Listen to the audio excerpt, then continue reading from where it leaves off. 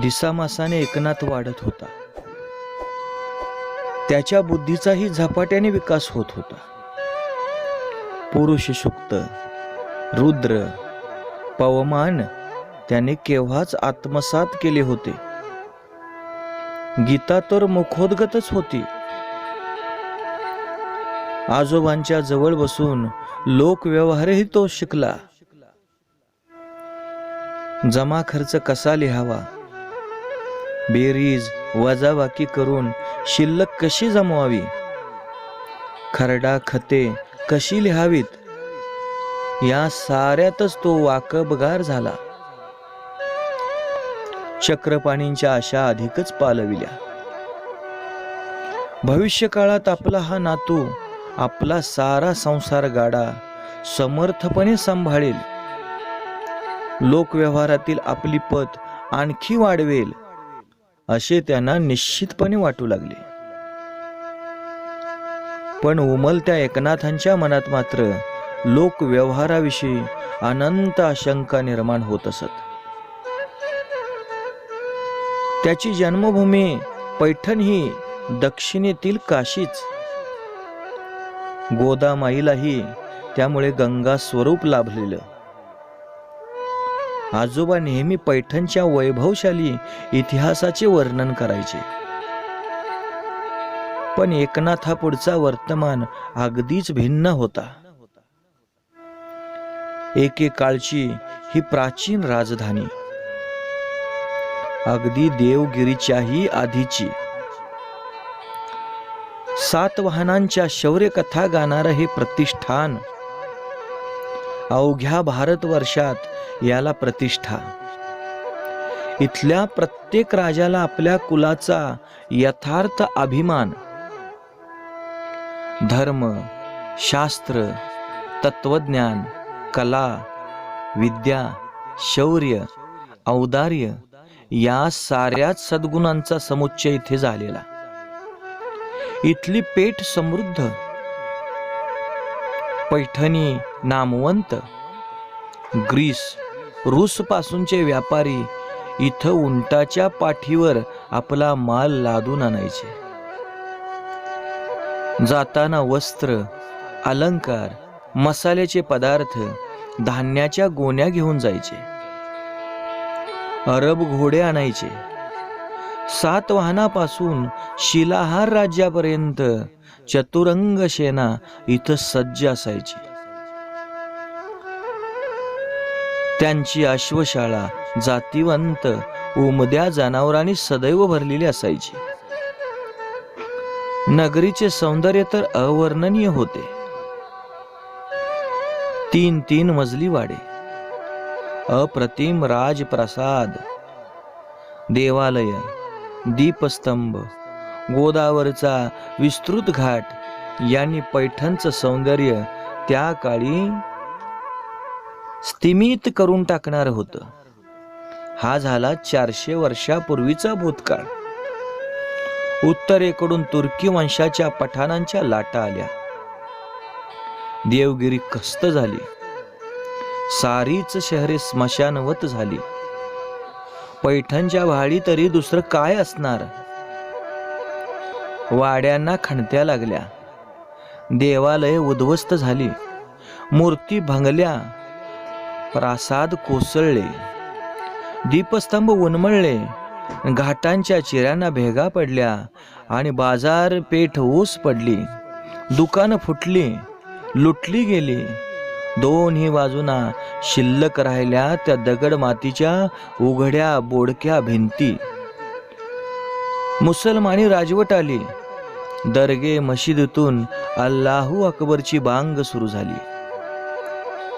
म्लेच्छांची निष्ठा इस्लामपुरती मर्यादित. लोकव्यवहार सारा स्वार्थमूलक. दृष्टी सदा रोखलेली सत्ता स्थानावर. मस नदीवरच्या सुलतानाला भोसकून आपल्याला तिथे कसं बसता येईल या कूटनीतीचीच सारे मनसबदार दरकदार अडकलेले. नुकतीच बहामनी राज्याची शकले झालेली. गोवळकोंड्याला कुतुबशहा, वराडाला इमादशहा, बिदरला बरीदशहा, विजापूरला आदिलशहा आणि अहमदनगरला निजामशहा. प्रत्येक जण आपापल्या नावाची द्वाही फिरवीत सुलतान झालेला. आपापले अंबरखाने भरण्यासाठी रयतेला नागवणारा, जनानखाने भरण्यासाठी त्यांच्याच कुलस्त्रिया भ्रष्ट करणारा, वैयक्तिक स्वार्थासाठी पुढे पुढे करणाऱ्यांना आमिष दाखवून बाटवणारा, गोरगरिबांच्या भुकेचा धर्मप्रसारासाठी फायदा उठवणारा. या पाचीशाह्यांचे शूळ अवघ्या प्रांताच्या पोटात खोलवर रुतलेले. दुष्काळ पडेना का? सारा वसुली झालीच पाहिजे. साथ्या आल्या येईनात का? दवा दारू हवी कशाला? काफिर संपला तर बरंच की. या वृत्तीचा राजा प्रजाहित पाहणार थोडाच. स्वतःच्या कमरेचा कसा अशरफींनी भरलेला असला म्हणजे झालं. एवढ्यावरच समाधान नाही, टोकाची राजतृष्णा. त्यामुळे आपापसात सदैव कुरबुरी, छोट्या मोठ्या लढाया, परस्परांच्या मुलखाची लूट. इस्लामचा गजर करीत हे इस्लामी सुलतानच परस्परावर तुटून पडायचे. ह्या पाचीशाह्यांचा घास घ्यायला आणखी एक इस्लामी सल्तनत लांडग्यासारखी टपून बसलेली होती. उत्तरेकडचा आग्रा, दिल्लीचा मुघल आणि त्याच्याशी लढायचं. बऱ्याच वेळा हरायचं.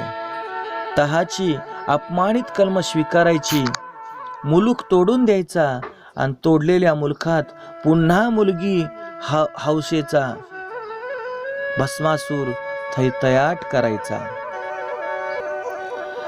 रयतेला कुणी त्राताच उरला नाही. रामचंद्रासारख्या आदर्श राजाच्या, हरिश्चंद्रासारख्या दानशूराच्या, श्रीकृष्णासारख्या युगंधराच्या, पार्थासारख्या रणवीराच्या साऱ्या कथा पोथ्या पुराणात अडकलेल्या. रयते समोर मात्र प्रत्यक्ष उभे रावण, दुःशासन, दुर्योधन, शकुनी आणि उत्तरायणाची वाट पाहत शरपंजरी पडलेले, वचनबंधनात स्वतःलाच अडकून घेतलेले भीष्माचार्य. राजा कालस्य कारणम हेच शेवटी अंतिम सत्य आहे. राजा स्थिर नसेल तर प्रजा तरी स्थिर कशी असणार? राजवाड्यातील दुही अवघ्या नगरात, नगरातून खेड्यात, वाडी वस्तीपर्यंत आपोआप पसरत जाते. राजा नीतिभ्रष्ट असेल तर प्रजा तरी कुठल्या नीतिकल्पनांचा आचार करणार? राजा अन्यायी असेल तर प्रजेची न्यायबुद्धी भ्रष्ट होणार. राजा एखाद्या कठीण प्रसंगाला पाठ दाखवणारा पळपुट असेल तर प्रजा दशदिशा विखुरणार. नेतृत्वहीन राज्यातील प्रजा प्रारंभी भांबवते, कुचंबते, केविलवाणी होते, भुकेने गांजते आणि एखाद्या अनावर क्षणी उन्मत्त होते. बलिष्ठ कनिष्ठाला ग्रासतो. कुणी त्याच्या अज्ञानाचा फायदा घेऊन त्याला सर्वांगी नागवतो. साऱ्या समाजाचं माणूसपण हरवतं. माणसाला खाल पांघरलेले हिंस्र पशु सर्वत्र संचारू लागतात. बहुजन समाज किडा मुंगीसारखा त्याच्या पायी तुडवला जातो. हे सारे दूर करण्यासाठी राजा प्रजांवरती हवा, प्रजाहितैषी हवा, प्रजाधर्मी हवा. वेदापासून ज्ञानोबा माऊलीपर्यंत सारे द्रष्टे हेच कंठकोश करून सांगत आले. वेदामधील सार्वत्रिक सौख्याची संकल्पना आणि माऊलीचे पसायदान अवघ्या सजीवांना आत्यंतिक करुणेने कवेत घेणारे ते सारे शाश्वत पूर्ण सत्य. फक्त पोपटपंची करणाऱ्या पढिकांना ते उमजणार कसं? स्वतःला वेद व मूर्ती म्हणणारे रूढी, परंपरा आणि कर्मकांडात अडकलेले, ज्ञानमूर्ती म्हणविणारे फक्त वाचिक अभिनयाने लोकांना गुंगवून टाकणारे, अंतरीचा ओलावा कुठेच नाही. सारे जण गतानुगतिक चातुर्वर्ण्याच्या बंदिस्त चौकटीला कवटाळून बसलेले. मग अज्ञ अंधजनाने जायचं कुणा माग? ते धावत आहेत तांत्रिक मांत्रिकाकडे, बैरागी गोसाव्याकडे, देव ऋषी भक्ताकडे. कोंबड बकऱ्याचा नैवेद्य दाखवून आपली व्याधी दूर होईल, संकट टळेल, धन धान्य समृद्धी येईल या आंधळ्या आशेने. भक्ताची निष्ठा नैवेद्यापुरती आणि ब्राह्मणाची निष्ठा दक्षिणेपुरती. मी तू मधली दरी भरून येणार थोडीच. चातुर्वर्ण्याची चौखट अधिकाधिक काटेरी होत गेलेली. तळातला वरच्या पायरीवर येणार कसा? कोणी महात्म्याने त्याला वर उचलून घ्यायचा प्रयत्न केला तर दोघेही या काटेरी कुंपणामुळे सर्वांगी रक्तबंबाळ होणार. 12 वर्षाचा एकनाथ या दुरिताने भांबावला. गाव कुसाबाहेरच्या समाजाच्या चेहऱ्यावरील लाचार दीनभाव त्याला अस्वस्थ करू लागले. त्यांच्या नेत्रातील विझलेली चमक एकनाथांच्या अंतकरणावर वेदनेचे ओरखाडे काढू लागली. त्याला स्वतःला सारच मिळालं होतं. तहान लाडू, भूक लाडूनी पितळी डबे गच्च भरले होते. आजोबांची माया होती. अंगावर रुईची अंगी टोपरी होती. जनात मिरवायला गळ्यात सोनसाखळी होती. खेळायला खूप सवंगडी होते.